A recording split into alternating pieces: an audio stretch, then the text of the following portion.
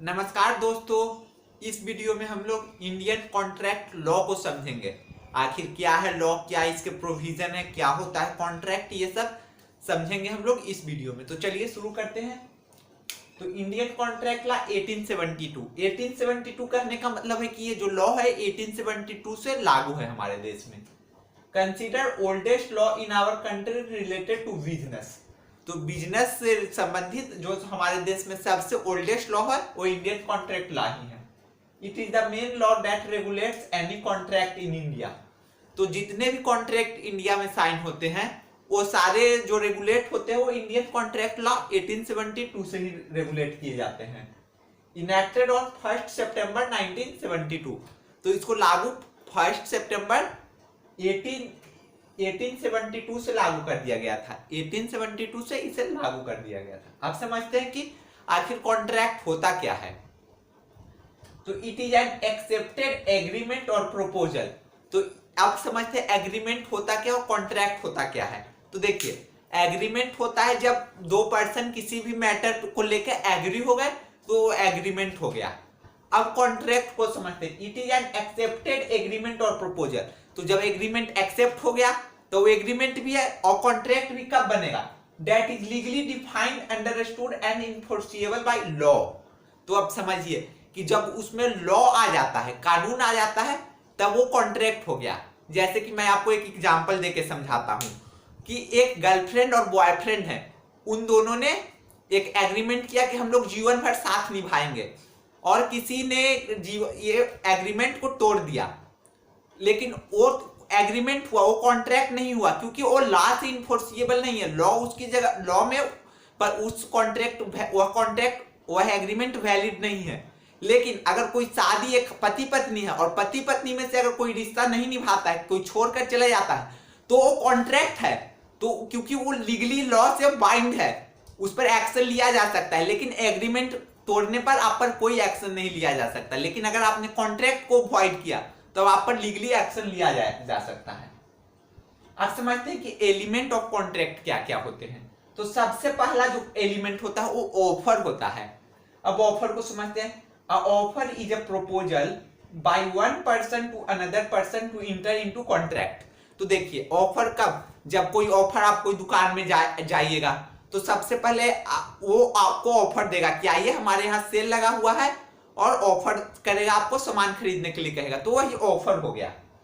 Initiation of contract, तो यहीं से कॉन्ट्रैक्ट की शुरुआत होता है। जैसे कि आपने पेपर में पढ़ा कि आज ऑफर है, बिग वेडनेसडे, बिग बाजार में सेल लगा हुआ है, तो बिग बाजार ने आपको क्या किया, ऑफर दिया।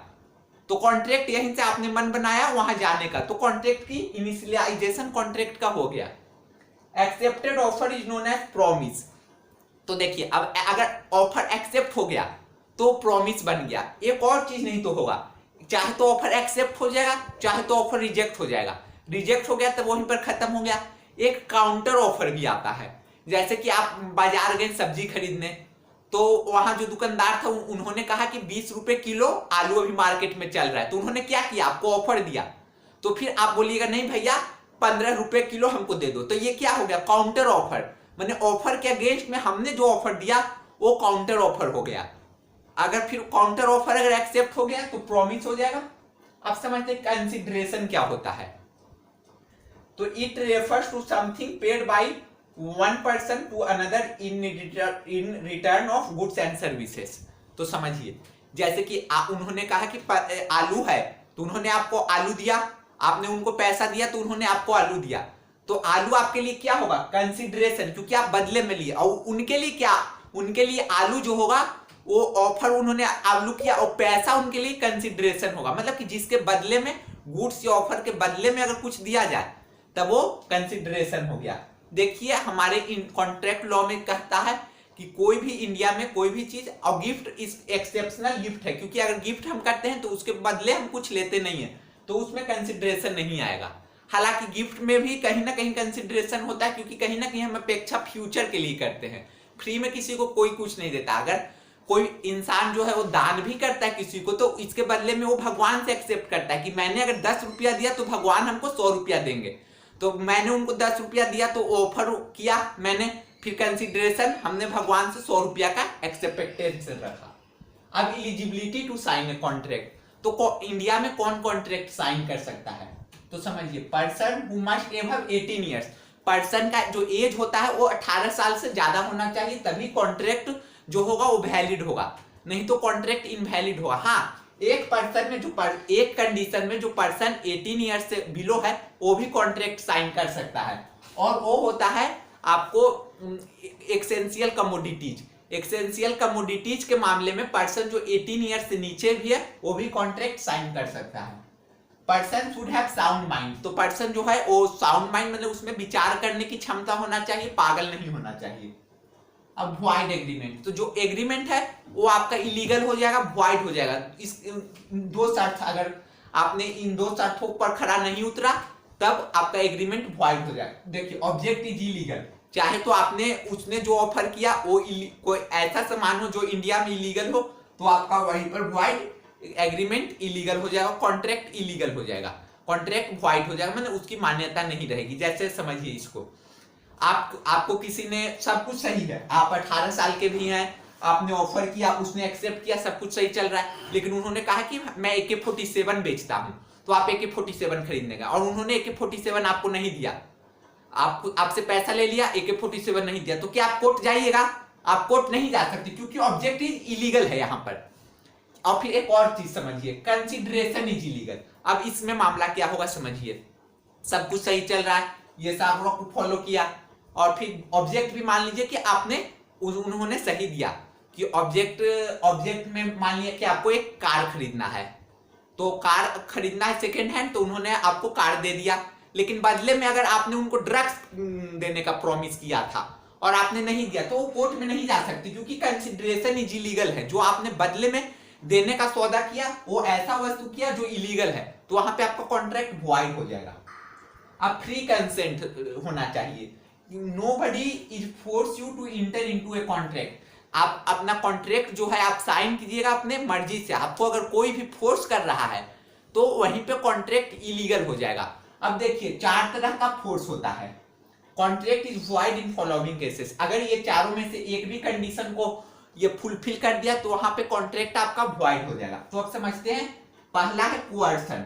तो कोअर्सन क्या होता है समझते हैं, अगर आपसे कोई फिजिकल अटैक या फिजिकल पावर दिखाकर कोई कॉन्ट्रैक्ट साइन करवाया है तो वहां पे कॉन्ट्रैक्ट वॉइड हो जाएगा। जैसे इसका एक एग्जांपल समझिए कि जैसे किसी ने आया, आपको बंदूक की नोक पर आपसे कुछ साइन करवा लिया, कॉन्ट्रैक्ट साइन करवा लिया, तो कॉन्ट्रैक्ट वॉइड इलीगल हो जाएगा, वॉइड हो जाएगा, उसकी वैलिडिटी नहीं होगी।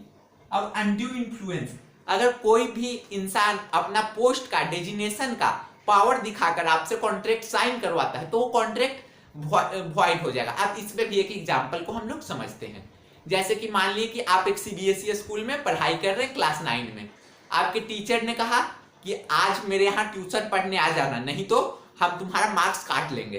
तो उन्होंने अपना पावर का यूज किया, आपने 1 महीना क्लास किया और फी आपने नहीं दिया, आपने फी नहीं दिया, फिर उन्होंने केस किया, तो ये कॉन्ट्रैक्ट वॉइड हो जाएगा, क्योंकि अनड्यू इन्फ्लुएंस, कहीं ना कहीं टीचर ने अपने पावर का यूज करके कॉन्ट्रैक्ट साइन करवाया था। अब फ्रॉड, तो फ्रॉड करने का मतलब कि आपने कुछ बोला कि कुछ और किया, मतलब कि आपने कुछ डुप्लीकेट चीज बेच दिया या फिर एक्सपायरी चीज बेच दिया या फिर सर्विस में आपने कुछ गलत किया, तो वहां पे फ्रॉड हो जाएगा, कॉन्ट्रैक्ट वॉइड हो जाएगा। मिस रिप्रेजेंटेशन, तो देखिए मिस रिप्रेजेंटेशन क्या है। अब मिस रिप्रेजेंटेशन, आप कुछ कहकर कुछ बेच रहे हैं, आप लड़की कहकर लकड़ी कहकर लड़की नहीं बेच सकते हैं, लकड़ी अगर आपने कहा तो आपको लकड़ी ही बेचना होगा, नहीं तो मिस रिप्रेजेंटेशन हो जाएगा, आपका कॉन्ट्रैक्ट वॉइड हो जाएगा, क्योंकि इंडिया में आप ऐसा नहीं कर सकते हैं। अब समझते हैं कि इंडियन कॉन्ट्रैक्ट लॉ से जुड़े कुछ फेमस केसेस को समझते हैं। तो पहला केस हुआ लालमन शुक्ला और गौरी दत्त के बीच में। अब इनका मैटर समझते हैं क्या हुआ। तो जो लालमन शुक्ला थे वो सर्वेंट थे और गौरी दत्त उनकी मालकिन थी। तो इनकी एक नेफ्यू, भतीजी गुम हो गई, तो इन्होंने इनको कहा लालमन शुक्ला को कि जाइए आप मेरी भतीजी को खोज कर ले आइए। तो ये चल गए खोजने उन्हें, अपनी उनकी भतीजी को, और उतने देर में ही गौरी दत्त ने जगह जगह पे सड़क पर पैम्पलेट्स डिस्ट्रीब्यूट करवा दिया, पैम्पलेट चिपका दिया कि अगर कोई भी मेरी नेफ्यू को खोज कर लाएगा उसे मैं 501 रुपए का इनाम दूंगी। तो लालमन शुक्ला ने नेफ्यू को खोज निकाला अब नेफ्यू को खोज निकाला तो एज पर जो कंडीशन था इन्होंने लालमन शुक्ला ने पैसा मांगा गौरी दत्त से, लेकिन गौरी दत्त ने इन्हें देने से इनकार कर दिया, बोला कि मैं नहीं दूंगी क्योंकि आपका ये ड्यूटी था। तो लालमन शुक्ला कोर्ट चले गए, कोर्ट को अप्रोच किया, लेकिन लालमन शुक्ला के फेवर में कोर्ट ने फैसला गौरी दत्त के ही फेवर में किया। क्योंकि गौरी दत्त के फेवर में इसलिए किया क्योंकि जो कॉन्ट्रैक्ट था, इन्होंने कहा कि कॉन्ट्रैक्ट जो साइन हुआ था उसका पहला कंडीशन था ऑफर। तो गौरी इनको लालमन शुक्ला को ऑफर के बारे में मालूम ही नहीं था, जब तक नेफ्यू मिल गई थी, मिलने के बाद मालूम हुआ। तो बिना ऑफर जाने बिना कॉन्ट्रैक्ट साइन नहीं हो सकता था। पहला कंडीशन तो ये कहा कि आपको कॉन्ट्रैक्ट के बारे में जानकारी ही नहीं थी, आपने ऑफर को सुना ही नहीं, तो आप ऑफर साइन कैसे कर सकते हैं कॉन्ट्रैक्ट। फिर दूसरा कंडीशन ये था कि ये आपका ड्यूटी था, उसकी भतीजी को खोजना, चूंकि आप इनके सर्वेंट थे तो ड्यूटी था, इसलिए फैसला गौरी दत्त के ही फेवर में आ गया। अब दूसरा मोहिनी बीवी और दामोदर घोष मामला समझते हैं कि मोहिनी बीवी और दामोदर घोष मामला क्या था। तो देखिए, दामोदर घोष एक माइनर था, इनका कुछ जमीन था, तो इन्होंने कुछ अपना जमीन को गिरवी रख दिया था मोहिनी बीवी के हस्बैंड के पास। तो मोहिनी बीवी के हस्बैंड के पास गिरवी रख दिया, और ये उस समय माइनर थे जिस समय गिरवी रखा था, 20,000 रुपए उनको दे दिया। और फिर अब जब इन दामोदर घोष की माँ को पता चला ये बात, तो दामोदर घोष की माँ कोर्ट को अप्रोच कर गई कि ये कॉन्ट्रैक्ट वैलिड हो ही नहीं सकता, क्योंकि जब ये कॉन्ट्रैक्ट साइन हुआ था तब दामोदर घोष माइनर थे, और इंडियन कॉन्ट्रैक्ट लॉ कहता है कि अगर कॉन्ट्रैक्ट की जो साइन करने की जो एलिजिबिलिटी होनी चाहिए वो 18+ होनी चाहिए पर्सन की एलिजिबिलिटी। इसीलिए कोर्ट ने इन्हें भी सही ठहराया और 20,000 रुपया इनका मोहिनी बीवी का डूब गया, और दामोदर घोष 20,000 रुपया नहीं दिए क्योंकि ये कॉन्ट्रैक्ट पूरी तरह इलीगल था। मैं आशा करता हूं कि आपको पूरा वीडियो समझ में आ गया होगा। अगले वीडियो में हम लोग टॉर्ट के बारे में समझेंगे। धन्यवाद।